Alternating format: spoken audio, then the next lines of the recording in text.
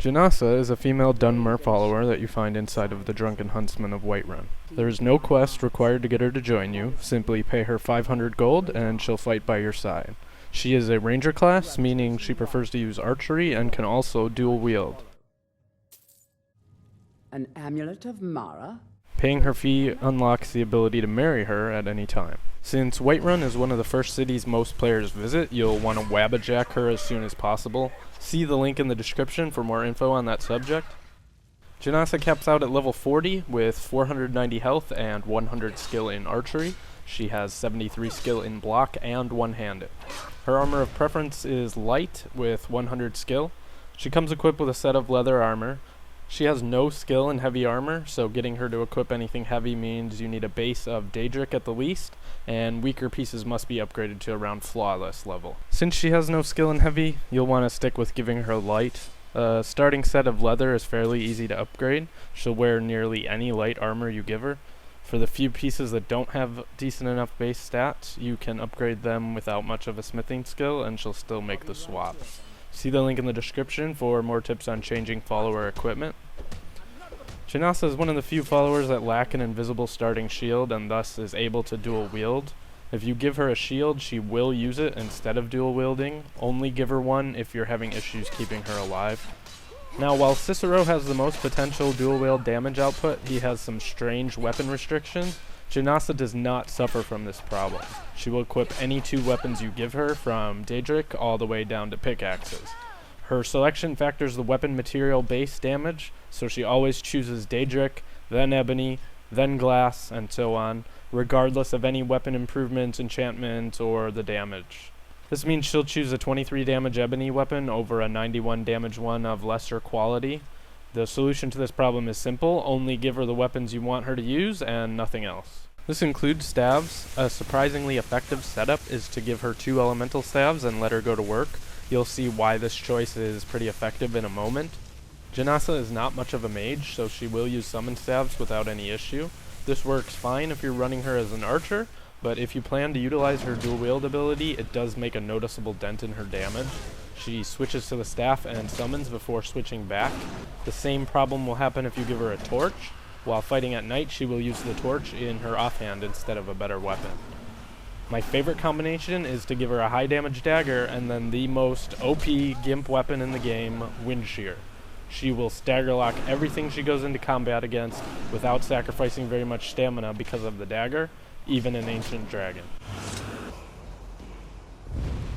We're one of the same kind, you and I. I'm glad to have met you. Damn, that's quite a sight. Jenassa will comment on things more than regular followers, but she's not as annoying as Miss Lioness. As a hireling, she is also willing to steal, and because of the fact that she's an archer, you'll want to get her the Dwarven Arrow upgrade right away. As an archer, she has the same annoying issue where she would gladly use better arrows, but prefers her default bow most of the time. Which leads me to her biggest fault. Ranger class AI in this game makes for a fun dynamic when fighting enemies, but it doesn't work very well for followers. Jenassa has the potential to be the most effective follower in the game, but you only get to see it occasionally. Archery-driven NPCs will opt to use their bow whenever possible. Unlike warrior types such as housecarls, they do not shoot when engaging and look for the opportunity to move up. They continue firing at a distance until the enemy comes to them. This means if you want Jenassa to use her melee, you will need to keep bringing the fight to her. While that's easy to do while fighting sword users, battles against mages or other archers turn out looking a little bit like this. I'll see you burn!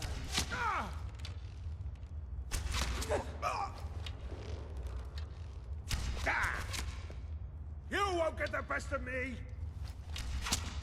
Mercy! So this is why I mentioned that dual-wielding staves can be an effective strategy. The range on staves is larger than on regular weapons, so you're able to get Jenassa to swap from her bow at a much greater distance. Using regular weapons, you can really start to grow a bit wary. With every train you bring, Jenassa's awesomeness fades further into memory. The bitter aftertaste of game design fail sinks in, and you start to realize that Lydia is the better choice. In summary, Jenassa is a valid follower that will assist you, but similar to Jizargo, she cannot reach her full potential due to her poor AI.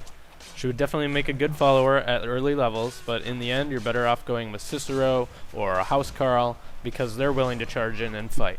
Jenassa has an interesting personality, and her suggestive innuendo is rather amusing, but that doesn't make up for the areas where she falls short. She's still my favorite dual wielder and can do great damage, but that continually requires a lot of effort in order to force her to pull out her sword. That does it for this guide. I've been reading your comments and have a few other companions lined up next.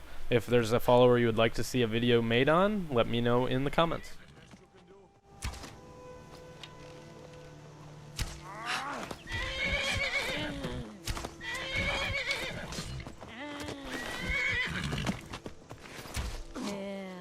Prepare to die.